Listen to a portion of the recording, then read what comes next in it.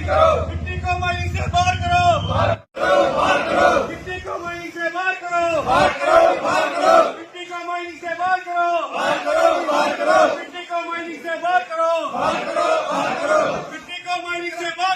All Haryana अर्थ movers association Kurukshetra ने मिट्टी को माइनिंग से बाहर करने को लेकर लघु सचिवालय पर प्रदर्शन कर सीटीएम को सौंपा ज्ञापन। ऑल हरियाणा अर्थ मूवर्स एसोसिएशन कुरुक्षेत्र ने मिट्टी को माइनिंग से बाहर करने को लेकर लघु सचिवालय पर प्रदर्शन कर सीटीएम को ज्ञापन सौंपा। मिट्टी का काम करने वाले व्यापारी ने कहा कि वह मिट्टी का काम करके अपना गुजर बसर करते हैं।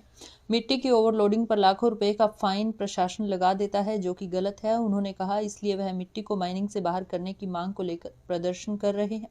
उन्होंने कहा कि मिट्टी कोई खनिज पदार्थ नहीं, इसलिए मिट्टी को माइनिंग से बाहर करना चाहिए और मिट्टी के काम में लाखों रुपए नहीं बचते, लेकिन लाखों रुपए का फाइन जरूर लगा दिया जाता है। हाँ सर, क्या नाम है आपका? आप किस लिए आए हैं? मेरा नाम सुरेंद्र कुमार है, मिर्ज़ापुर से हूँ और मिट्टी का कार्य करते हैं। गाड़ियाँ ले रखी हैं जी और अपना रोज़गार चला रहे हैं। हमारे साथ साथ हमारे हर मिट्टी वाले के पास 5-5, 7 कर्मचारी भी हैं जो मैंने उनका भी घर चला हुआ है।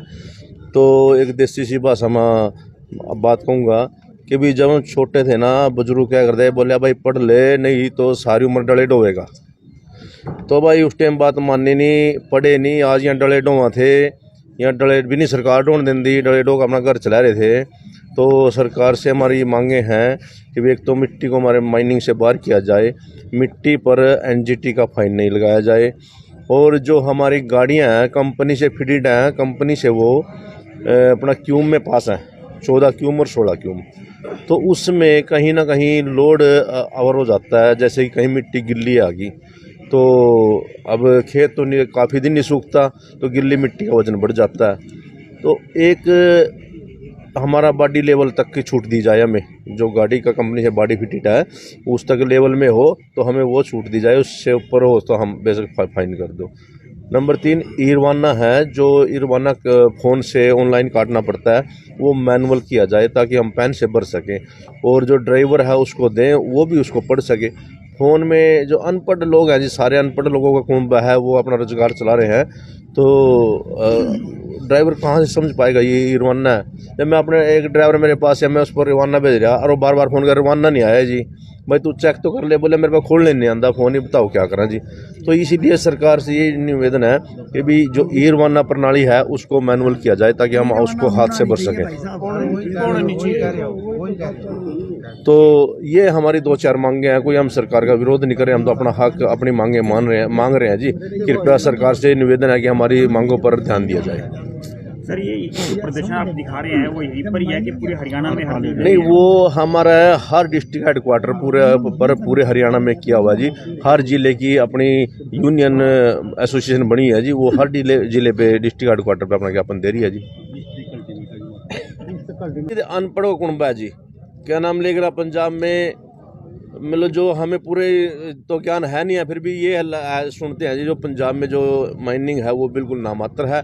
ऐसे यूपी में है, यूपी में समय भी बहुत कम है जी, मेरे ख्याल में 7 दिन का समय है, उसके अंदर माइनिंग की परमिशन देनी होती है जी।